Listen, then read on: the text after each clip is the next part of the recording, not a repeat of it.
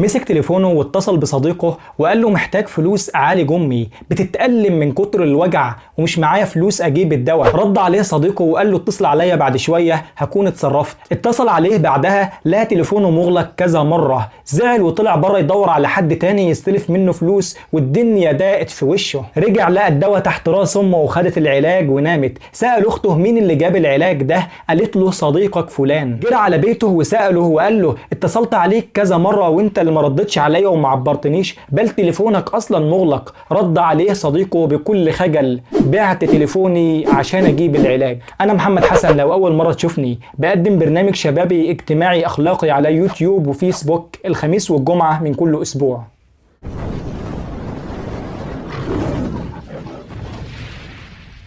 من أهم الحاجات بل من أفضل النعم اللي ربنا أنعم علينا بيها هي نعمة الصحوبية أو الصداقة. أيوة الصداقة، لأن الصداقة أصلا مأخوذة من كلمة الصدق، يعني أكتر واحد وأكتر حد هيصدقك وتصدقه في الدنيا هو صديقك. أيوة صديقك. النبي صلى الله عليه وسلم لما اختار أبو بكر صاحب ليه وصديق كان هو أول حد وأكتر حد مصدقه في الدنيا، لذلك سمي أبي بكر الصديق. الصداقة هي اللي هتدخلك الجنة وهي اللي هتخرجك من النار. ايوه الصداقه، بس الصداقه اللي على الخير والطاعه. كنت اول مره اعرف المعلومه دي وقيمه الصداقه والصحوبيه والاصحاب اللي بيساعدوا بعض على الطاعه لما عرفت ان المؤمنين يوم القيامه اول ما بيعدوا الصراط يروحوا لربنا ويحتالوا عليه، يا رب كان لنا اصحاب بيصلوا معانا، يا رب كان لنا اصحاب بيحجوا معانا، يا رب كان لنا اصحاب بيتصدقوا وبيزكوا معانا، يا رب يا رب، لحد ما يخرجوهم من النار ويدخلوهم الجنه. النبي صلى الله عليه وسلم بيقول في الحديث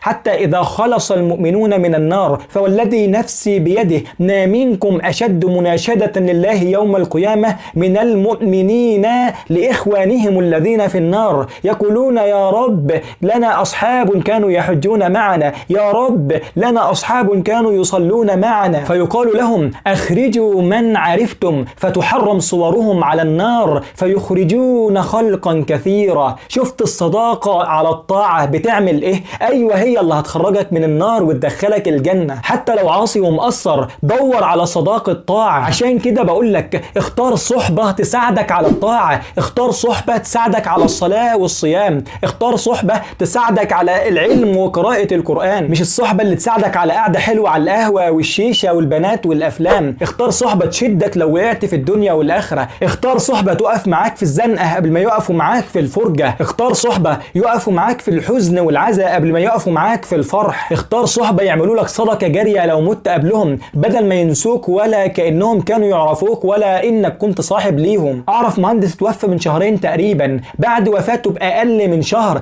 اتعمل 3 عمرات على روحه، ربنا يتقبل. فلمثل هذا اليوم اختر صحبتك. حط دايما قدامك قول الله تعالى الأخلاء يومئذ بعضهم لبعض عدو إلا المتقين. اعرف ناس كانوا أفاضل والله وبسبب الصحبة السوء انقلبوا رأسا على عقب، وكذلك برضه الصحبة على الطاعة بتقلب برضه بس للطاعة وللخير. والله اللي مش هيقربك من ربنا هيبعدك عنه. يا ابويا ويا امي شوفوا اولادكم مصاحبين مين وماشيين مع مين. ناس كتير بتشتكي ابني اتغير، ابني كان كويس وفجأة اتغير وبدأ يتعامل باسلوب مختلف وبدأ يأثر في الصلاة وفي الدين، ابني اتغير عن الاول. مش هقول لك الا كلمة واحدة، يا ابويا شوف ابنك مصاحب مين، يا امي شوفي بنتك ماشية مع مين. الصاحب ساحب، زي ما صاحب ابنك بيعمل ابنك هيعمل زيه، زي ما صاحبة بنتك هتعمل بنتك هتعمل زيها. فالصحبة السوء زيها زي الشيطان شر، والصحبة الصالحة رزق والله من ربنا. فالعبرة من الصداقة اصلا هي اننا نساعد بعض للوصول للجنة، هي اننا نراعي بعض ونعمل حساب الصداقة والصحوبية والطبق اللي كلنا فيه عيش وملح سوا. لازم نكون اوفياء ونحب الخير لبعض، لازم نضحي باي شيء ثمنه الفلوس عشان الصاحب الجد ما بيتعوضش. الفلوس بتروح وتيجي، اما الامان والوفاء لو فقد